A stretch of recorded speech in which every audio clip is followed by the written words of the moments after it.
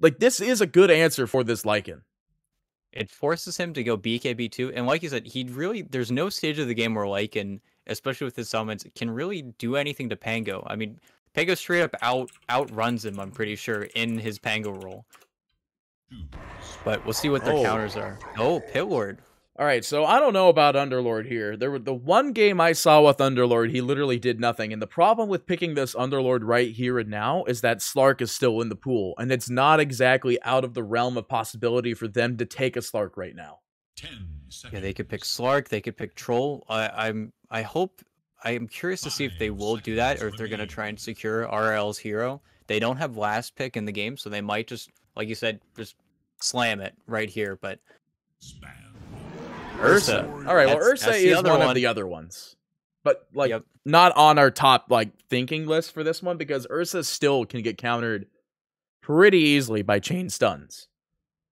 Well, and in the core matchup, too, I mean, Lycan can outmaneuver the Ursas, definitely. Ursa's just able to fight more often. Lycan's a really cooldown-based hero. So now it almost feels like the game's going to start revolving a lot around those Roches, because both of these teams do it so quickly that I feel like whoever gets a pickoff, whoever gets a kill on one side of the map might just start snowballing that. 5ManMidas' lineup so far, though, is definitely more active, so I'm interested to see how this mid-game is going to really pan out for them, because I feel like any kill that 5ManMidas is going to get is going to equal Roche almost in this game. Now, I do need to point out one thing. Draft aside, game aside, this is the upper qualifiers. This is the upper bracket of it. This is upper everything. If Undying win this game, and they win this draft, they win it, they go and they qualify. And 5ManMidas will have to play again tomorrow. And they, what are they gonna? They're gonna be playing versus It's Okay. Whoever loses this series, and I mean, that's gonna be a good series. Who did 5ManMidas face at the beginning of the week?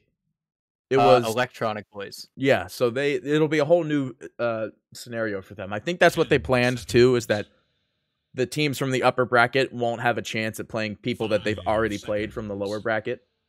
Yeah, I see that on the bracket too. How it's kind of that's good. That's what I was more afraid of, because I'm always afraid of like the repeat matchups, because you know, if they're in lower bracket, it's a repeat matchup. It could just be the exact same thing over again, and that's not entertaining. Okay, and they ban out the Mars. I guess they're afraid of it being a mid Pango and safe lane Ursa, and they just pick up the Mars, and then they're just out of luck for team fights. But 5ManMidas, I mean, they're either looking for a mid or they're looking for a 3, as Undying kind of called out with their last ban. I mean, what are your thoughts? All right, off lane Pango, which is somewhat standard, obviously. Safe lane Ursa, but it's a mid Mars, and they banned the Mars because of that. Because there's been core Mars. There have been mid Marses. I haven't seen one in a long time though. In a very long time. It feels like that. I mean, it was last patch. Like, it was the last patch thing that you would go for. I just think with where he stands now, though, it's almost like he's stuck as an offlaner. There's just too many mid matchups that I think he struggles in. And I mean, will 5ManMidas pick the Invoker? Whoa! Brewmaster? That's an interesting one. I haven't seen him in as long as I've seen mid-Mars. Well, and I wonder if we'll see the Ag Shard. We'll see the Void Void Panda, right, versus the Lycan. I mean, it is a good hero. It's a little bit annoying to play versus the Undying just because your non-BKB'd units do get slowed up. I think all of your units actually get slowed up by the zombies. So killing this tomb is going to be a huge factor in the team fights. But, I mean, it's an interesting pick. You get to remove one hero from all these team fights. It's probably going to be the Pit Lord. They just send him up. There's no easy way for Undying to disengage out of these fights. But I think now they just need to pick Brow's hero. They need to give him something that he can make space around for Tomato's Lycan. Well, I mean, they got 15 seconds. What do you do, though? Like, they need the space for the Lycan. I don't know any great safe laners that could. I mean, you don't want to run a Juggernaut. No, they can't run a safe. It has to be a mid. They can't run Lesh. Well, Void Spirit, actually, you're right. Void Spirit has been getting banned a lot. Quap. Select your hero. Okay. I don't really know about this. Quap is not a very high durability ganking hero, but it is a ganking hero nonetheless. Yeah, and I mean it does feel like a very free co-op game. He's playing versus what? Pangoroll and Earth Spirit Silence. That's the scariest thing he's playing versus. Once he gets BKB, he's just going to be able to run around. And I mean it's a favorable matchup, I think. I think RL is going to have to spend a lot of money on regen just to go even in that lane. And then after that, it's just slowing the Pango's roll, so to say. And it is kind of a space maker. It's definitely farming more, I think, than your Void Spirit may have. But maybe they didn't want to go the Void Spirit just because it's Void Spirit's a lot of control, but it's a lot lower damage than Queen of Pain. So going into the later stages of the game, maybe running out of damage to kill the Pango, to kill the Brewlings, avoiding that by picking this this Queen of Pain. I'm just I just want to I want to know why they would pick Brew though. Like it just seems weak. Now, at least. It's got to be for like is it the Lycan? There's no way it really is just the Lycan response, because you picked up Ursa as the Lycan response and you picked up Pango as a Lycan response, but like where does this Brewmaster kind of fit in? Brew doesn't have like outstanding damage, and not to mention you're now a 4+1 melee lineup, which usually that's not actually a big like equation when it comes down to it, but it's just you're looking at the ranged capability out from Undying. They've got the Rubik, they've got Tombstone technically, and then they've got Quap, and then Lycan just bursts down melee fights. And then Underlord, that's the same story. Yeah. And I think Bryle will have a really free game as well in this game. Well, let's see what we're brewing up already. It is going to be the mid Pango still, as we already stated. Like you said, RL is going to have a real hard time against this Quap. I wonder what this Quap is going to end up speccing, though, because I've been seeing like 50-50s on going for mid Quap against melee-based lineups. Sometimes you see people going for 1-1-3, and sometimes you see people going for the standard 3-1-1. Or the 2-2-1 was one of them I saw at one point in time. Oh, I already heard Venomancer. Yep, they are trying to find Dubu here. He's actually trapped with all heroes possible. There's no one near for a deny. He's just getting kited around like a poor man he is. The 4-man decay, but I mean, he got a lot of decay in that, right? Like, he got everybody. Except for the person he missed was Earth Spirit. Yeah. I mean, that was a lot of HP to steal, but I mean, that's exactly what you want. That's the way you want to start it. They did place a ward. You see Ixer, he's just denying it, so that way nobody could get it. They place the ward, they get the kill, and then they just move out onto the map. I mean, I think Brew will do pretty well versus the Lycan top. And I mean, you've got good lane matchups. You've got Ursa versus Pit Ward. You've got Brewmaster versus Lycan, but I don't know. You still feel like you want to give Undying the leg up in this game, just from what they've shown before. I mean, you were able to see just how effective Undying was alone in our last game. It was just Tombstone, just immense damage from that, and then of course the Soul Rip. Like, you can't underestimate how strong the spell is now. I remember it wasn't last patch. It was 2 patches ago that Undying got this big buff that made Soul Rip literally the strongest spell in the game, because all you needed was 1 creep wave, and that would literally just destroy half an HP bar. Yeah, I'm part of the numbers, right? So many people have died to that immediate level 2 pop where you're just sitting at, you've lost 16 strength, then you get Soul Rip for 200 damage, and then you're dead. And there's no counterplay. The monster's just having a, like you were talking, he's having a hard time against this. It's just all this burst damage is there for him.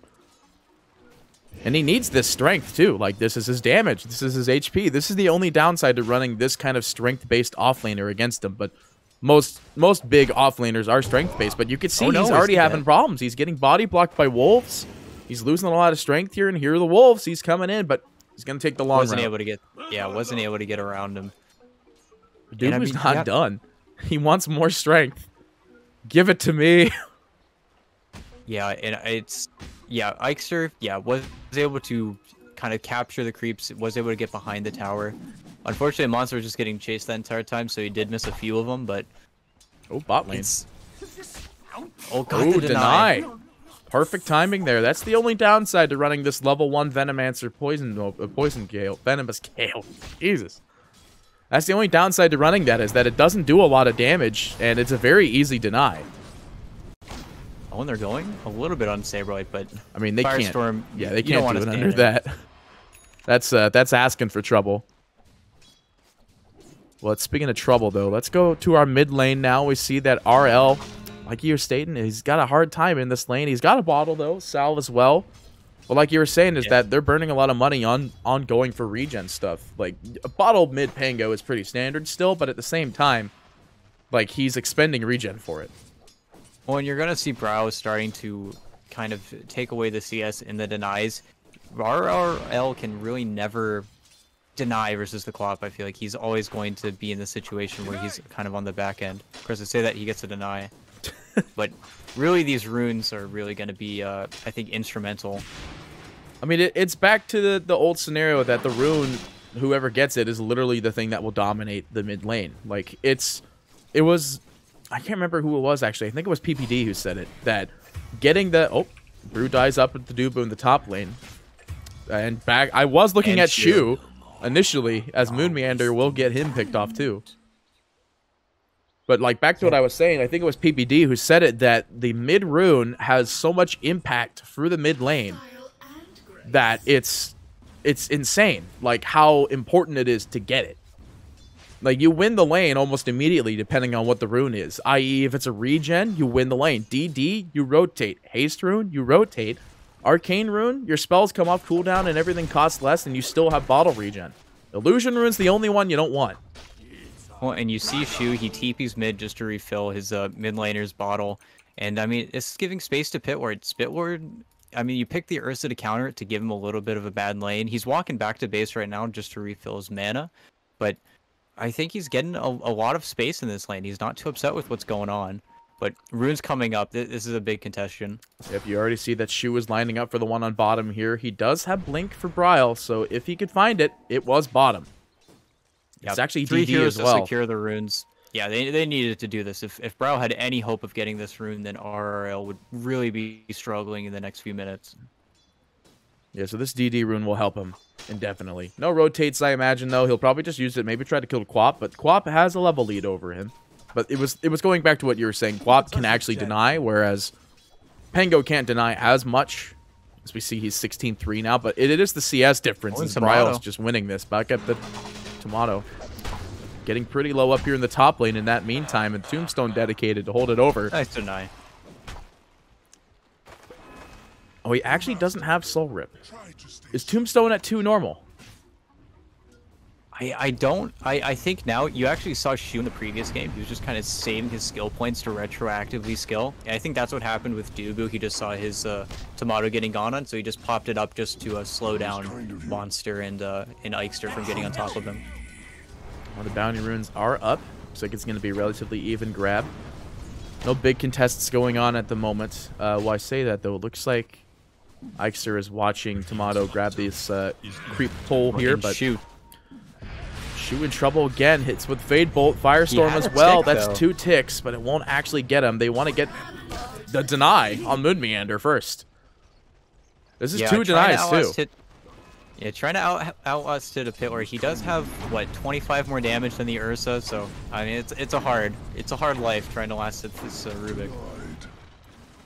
Well, I'm gonna already. I know it's early. It's 5 minutes in, but I always love like referring to people's tweets and stuff like that when it comes to this. I remember IX Mike at one point in time saying to swap the net worth as soon as the laning phase feels like it's kind of over, and it's not really over, but at the same time, it's been 5 minutes. I see Shu denying himself to the tower there, but back in the mid. There was a roll mid. He does have DD. He gets the second bout. He gets the third bout. He gets the fourth bout, and he misses the swash. He's fine. RRL. So close. That was perfect. I was so ready for Rolling Thunder to end. He just kept on hitting the rolls. That was almost a perfect solo kill. You almost didn't even need Ikester to come in. That was so close, though. I mean, he really just rolled to get the rune, and then you almost kill Bryle. So that's crazy. I mean, you got to take what you can get, and that was It was definitely really close there. If the swash landed, that would have been a dead quap. Dead for like 20 seconds, 28, I think. Oh, bottom lane. Lift out onto the Ursa, though, to slow down the time being. Lies trying to find this jump on Moon, but he can't just get denied again. Saber was holding on to it, but now Tomato TP's in. They want to get this trade, and Lies is definitely going down here because Tomato's got a... Is that a tier 1 Necron already? Yeah, he's running around with a Necron 1, but they want to go for this poor Earth Spirit. Ixer is going to be able to escape, but it looks like they're not done yet. Tomato, he walks directly on top of Shu. He's stuck with the creeps. He's just straight dead. And they still get Ixer. Ryle got him. What did he do? He just daggered and killed him. He must have been low HP from the half of the other chase there. Yeah, he rolling bouldered, I think, onto him, and they have this ward that just saw exactly where he was. Brow just cut him off. I mean, not to mention, he's also got 3 in Scream, so that's a pretty good chunk of damage. Didn't even need to dedicate wave for it, but back up in the top lane, Monster taking advantage of this. He wants to try to dive some heroes as Moon Meander is up here. Tombstone dedicated. They are going to go ahead and do the split. They will throw out the boulder here. To make it a little more complicated. I think they're gonna get him, but Moon Meander will die. But I'm looking at this and I see the chance that okay, well, with RL coming in, I was gonna say I see the chance of the Panda not actually making it here, but Brewmaster perfectly fine. They don't even know that Saber is here though. And they're fine with this. Tomato gets the bottom tower. He already has Necro 2 flying out to him right now. He's a rich boy. This Lycan is very farmed right now. Yeah, he's got the Necron 2. I mean, this is the thing, though. The only thing he has is the Necron 2. Oh, top lane. Saber Light in a bit of trouble here. 3 heroes up on this tower. They don't want to TP anybody in immediately. Queen, I don't know if you want to keep that one, but Bryle actually stays. Keeps the TP here. They see Saberlight TP in whenever they were diving Bryle. Oh, he finds Monster here. Trying to juke him out a little bit here. Does have enough for a clap with the wand, and will get him. And now they actually have Bryle very low HP. He has to wave defensively, and he can't blink out. It's not available. He gets the kill at the last second, but Moon Meander able to clean up a house with a well-timed Fade Bolt and Lift. He's not done yet, though. He's barely didn't have enough mana for the Scream of Pain. If he gets the Scream up, both those heroes die, but Tomato's ult again. Dying to Tomato. I mean, this is the power of Shapeshift, right? It's just you have a Necron unit and you have your wolves, and not to mention Hal is like really good now, like armor reduction and attack damage reduction. It's huge. Well, and we saw yesterday. It gave armor, right, and health. Yeah, it gave armor and health, but now it's armor reduction and attack damage. It's crazy. And we saw yesterday, whenever It's Okay picked this Veno hero, they knew what they were getting into. They weren't they always saw the safe laner, I feel like. Whenever they were picking their hero, they picked it versus Troll, they picked it versus Bloodseeker. This Lycan, I mean, Veno doesn't do anything versus Lycan. There's just no way around it. There's no beating around the bush. And it's already shown he's gonna struggle in this game, I think, to get really anything done. They want to try to get Tomato here, though. They need this kill. They've been seeing how effective he's been. A good kick with the clap following through as well, and they do have to split the dedicate for this one. And the permanent lift, but the Underlord TP! Just in time! That is the ultimate Uber right there. He knows that the Dark Rift is going to take a while. It's 6-second channel and a 2-second TP, and he's just able to scoop up his boy and bring him home. That's crazy. And Tomato's right back out on the map. He just TP's back mid. With this cart, they might just even put pressure on the tower with his tier 3. I mean, he's got his Necron 3s up. They find this jump on Shu. Shu is currently slowed by all means necessary by the Necron creep. And now it looks like you're saying, they've got the cart. They've got, they don't have Shapeshift quite yet, but they don't really need it. They've got the tier 3 Necron units. And that's just going to wipe this tower clean. When they have roll in 20 seconds, but yeah, drop they drop the tomb. Yeah, it's going down. They drop Fort. They do spell steal. Looks like the Haze, not Haze. Brew. But yeah, this tower is dead. Almost 100%. Nothing they could really do about it. We'll claim Bryle actually gets the last hit on it, but still, like, that tower dies so quickly. It's 11 minutes in. I don't even know when the first tower died. I didn't look at the number for it. Oh. Sorry, I had a bit of a network spike there. Interesting. Yeah, I thought I heard you lag out for a second, but it sounds like you're back. I'm back, baby. No, I don't. it's always weird sometimes. You know how it is. Everybody's on the internet nowadays with COVID. The internet's gonna die one day. I know. During certain hours of the day, I'll just get like 50 loss, and I just don't want to do anything. I'll just sit here and wait for my YouTube videos to load. Oh yeah, no, I've had those scenarios, but for me, it's like at like 2 a.m. ish. It just kind of just dies. They like shut off the valves at the network. Yeah, they're just all right. Let's see. It's 12 p.m. and the average network usage of this zone is below 5%. Let's just turn it off. Yeah, I honestly, that's what it feels like. It genuinely feels like that's what's going on. Well, anyway, network issues aside, it is how it be. Oh, and Monster, he's going for the Ags first. I really like the Ags. The Ags is almost, it feels almost broken. It's that good, but it's a really expensive item for your offlaner to get first. Roll. They're diving top. Yeah, they want to go for this one. They find the roll. Monster popping his ult, getting the split. They will find this kill on Saber almost indefinitely. Moonmeander might be next on that to-do list, but he's trying to escape. At the same time, though, Dubu's getting a lot of damage out with this tombstone. Moonmeander actually finds the kill. No Cinder Brew available, though. Just has shield crash, but the TP from Bryle. They find this reverse kill as well, and Monster now going to be the one in trouble here, but Moon able to disengage from this one. Will the Brew kill him is the question. He'll be just fine. Barely making it out of that one.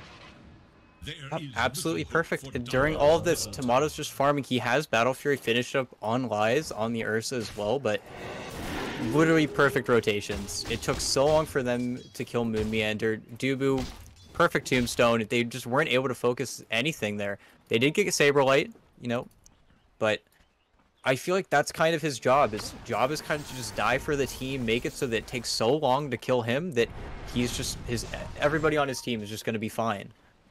And Bryle, I mean, he has work it. He's going to start putting pressure on the Pango way more than before.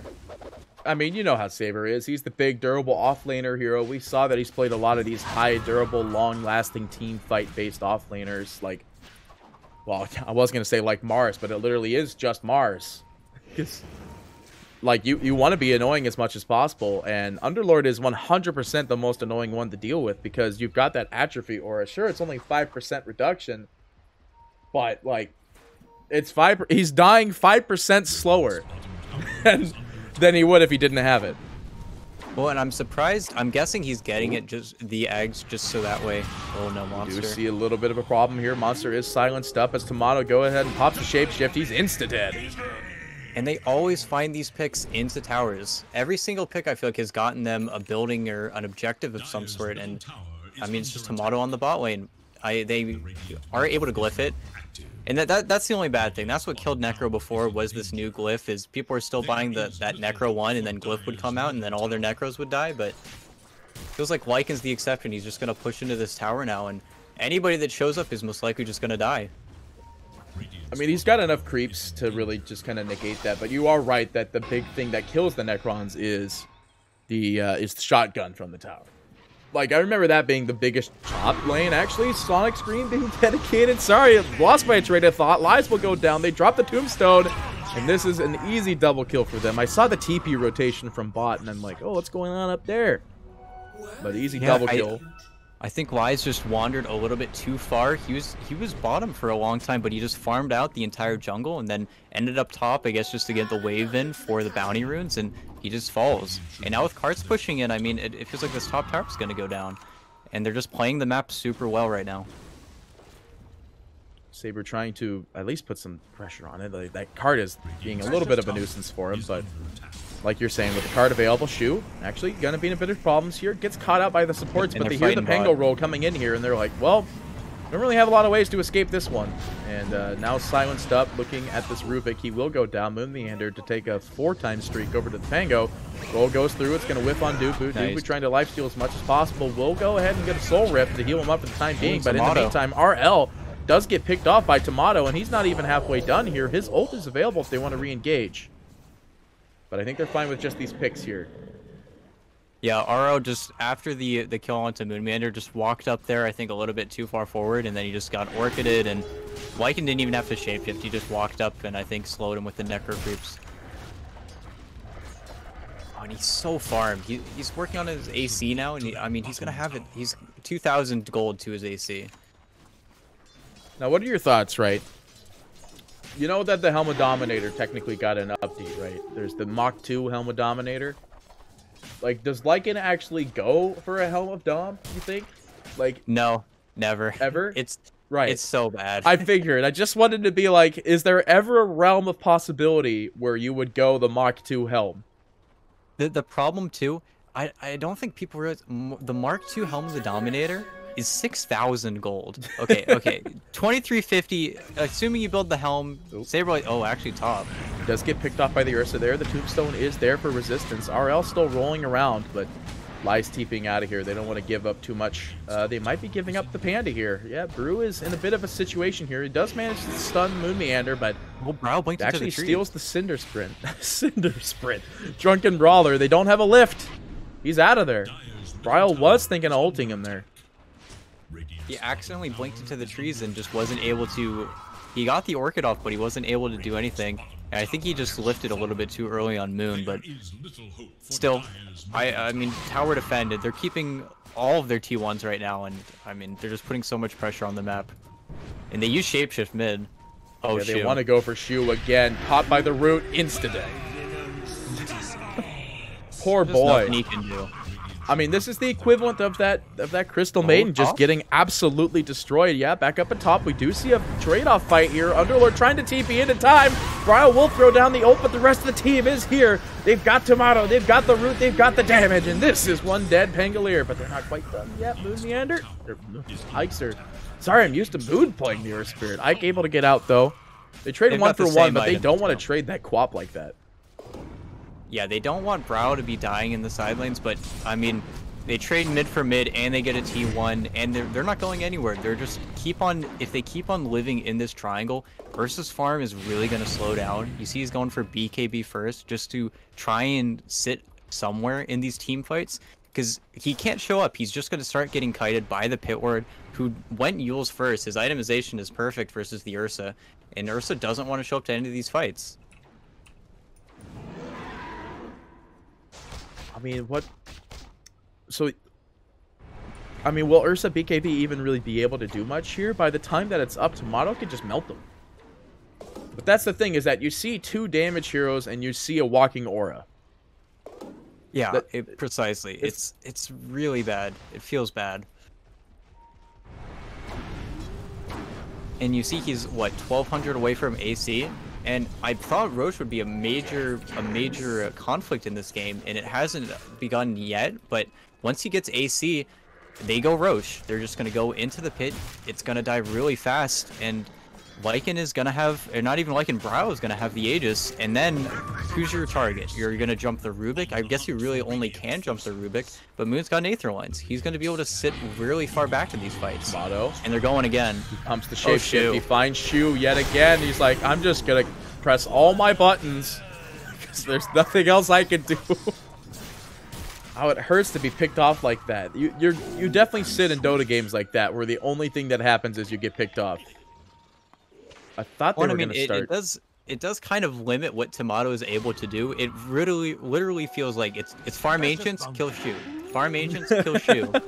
But he's making bank. He's so far ahead of anybody else in this game, especially the Pango. And I mean, when Pango is behind Lycan, especially in these games, even though he has the disarm, even though he's got the swashbuckle, once those are out, the dog comes in, the wolf comes in, and he just takes you out. And look at all these stacks that Doob has been working on. Tomato is just accelerating so quickly.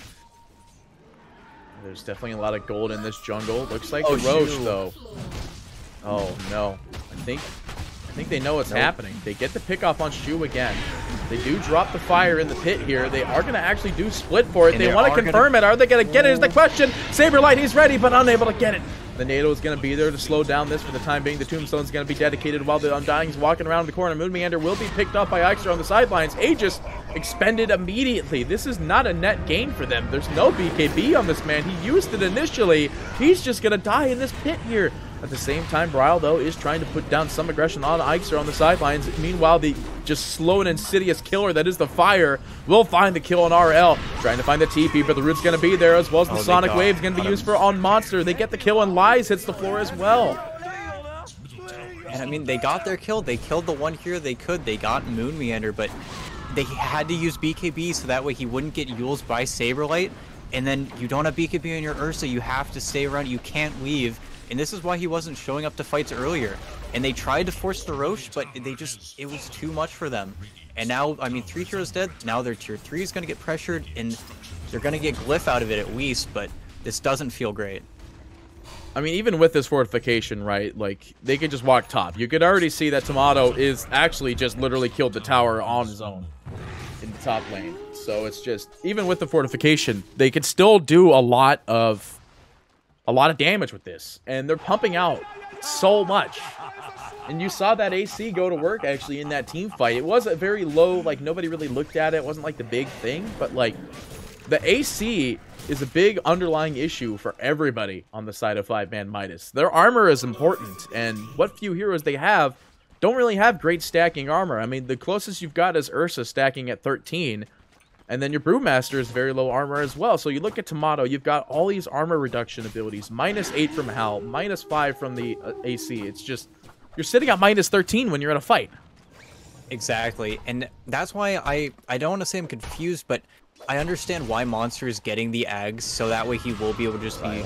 Oh no. Swap goes immediately for RL. It's like you were talking about. There's a lot of aggression they can get. He is deniable, though, from a Queen Dagger. Is he going to be able to get out in time? He is going to get to the fountain just in time. He buys a raindrop to try to live.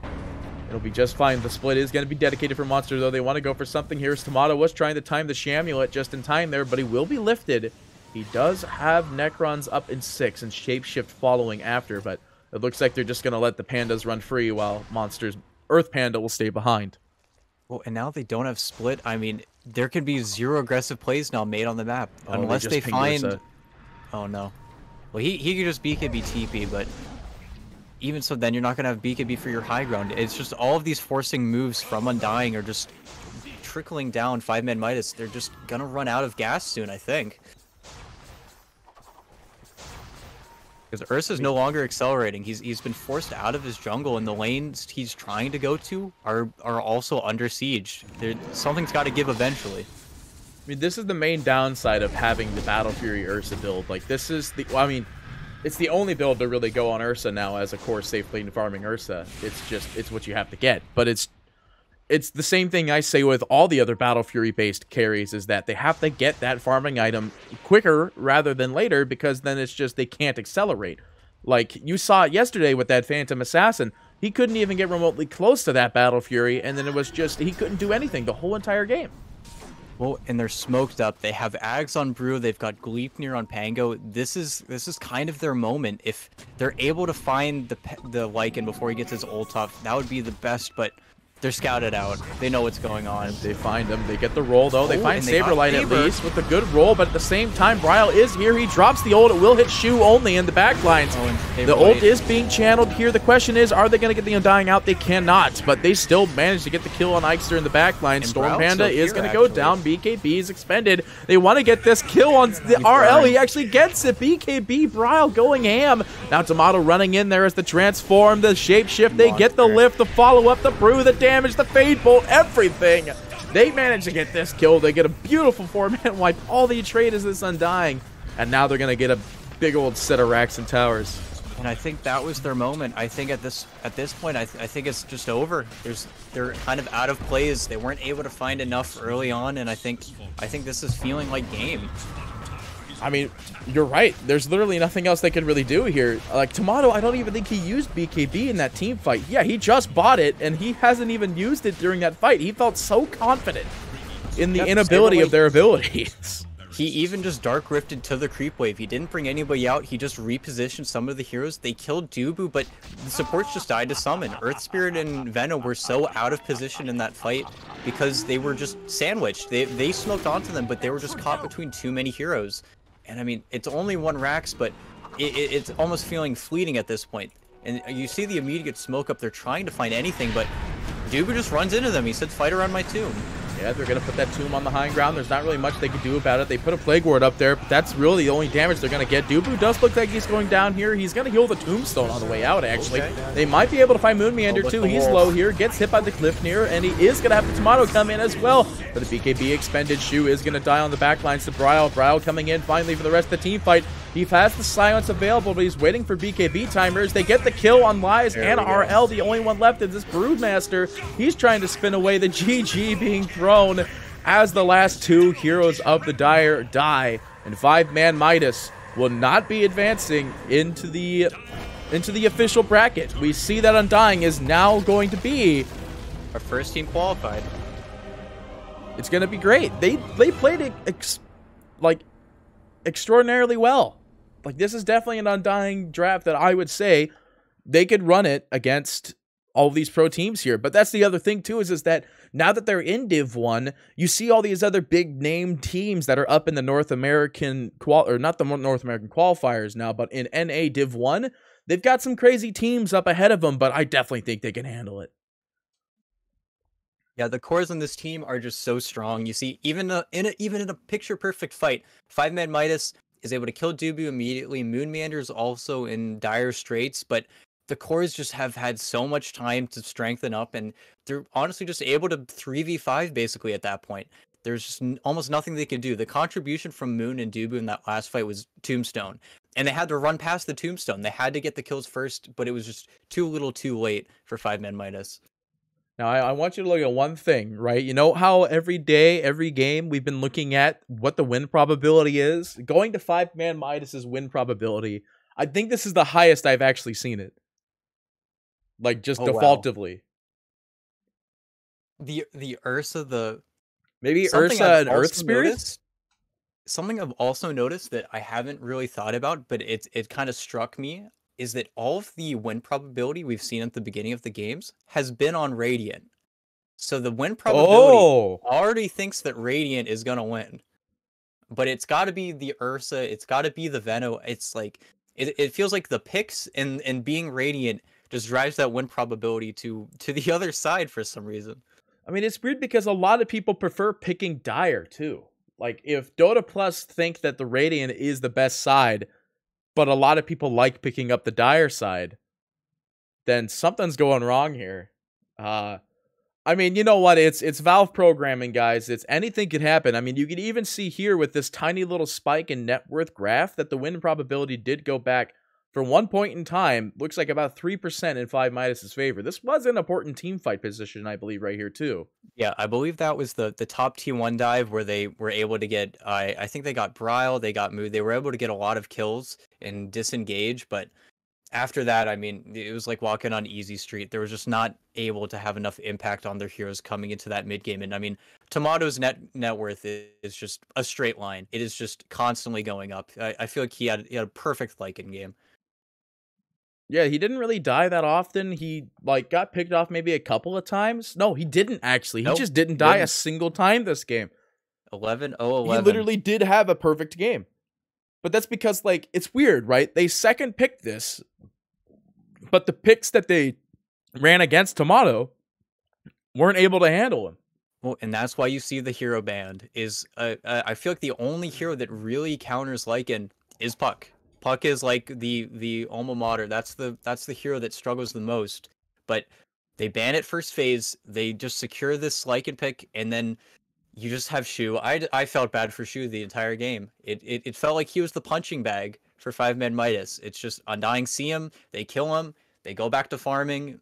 That was the name of the game. It felt so short. It was over so fast. I mean, let's look at his, what is his death timer, right? His death timer is 4 minutes and 35 seconds total. Like, it doesn't seem like a lot of time, guys. Like, 4.5 minutes, that's not that much in an average Dota game. This wasn't your average Dota game, though. This is just, those 4 minutes hurt a lot.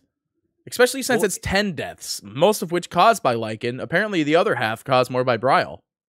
Yeah, that was kind of their cash cow. That was how they made their money on the side.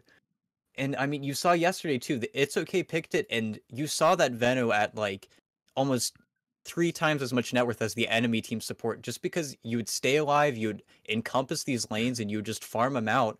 But there was just no place for him in this game. It just felt like it was almost a bad pick just because of the way that they weren't able to play. They weren't able to make full use of the Venomancer in this game. And it just was an unfortunate situation for them. Plus, there was a lot of denies as well. Like, yeah, the every Rubik single denying. time they did an aggressive play. Saberlight denied. Saberlight killed Moonmeander, what, 2-3 times? I believe at least 2. He wanted to get that third one in there, but he wasn't able to get it because everybody else rotated in. Because Weenie Hut Jr. messed it all up. I see. Weenie Hut Jr., I love it. But with that being said, ladies and gentlemen, it is true. Undying will move up into Div 1, which puts 5ManMidas into the lower bracket. They will be facing off, I believe, against It's Okay, right? Yeah. Yeah, they're going to be playing It's Okay. And that's going to be a cool matchup, I think. I think those two teams are very similar, so I'm excited to see. Esk versus Suzu. I mean, Lies versus... what's his name? Ifrit. It's really, I mean, it's going to be a good game. It's going to be a good series. But with that being said, ladies and gentlemen, we're not done. There is another series coming up right around the corner. That corner might be an hour long, though, because I believe the game is supposed to start at 3 p.m. PST, and currently it is 1:57. So we might lay in wait until the time is ready to go. But please stay tuned, because we will have that series coming up right around the corner. Let me double check who it is. It is the... Shoot, I forgot it already. Dogchamp versus right. Black and Yellow. And that's gonna be good. That's gonna be a good game. We got a lot of Lukey fans floating around in there, especially after the after Arkosh like just absolutely destroyed Lukey's team. Like, that game was such a beautiful game to watch. But that's not... Arkosh is not here. I believe they're actually trying a Div 2 today for the Div 2 Open Qualifiers, but I don't know how they've been going so far. But we're here for Div 1 Qualifiers, so stay tuned, ladies and gentlemen. Our second series will be up right around the corner, so don't go far.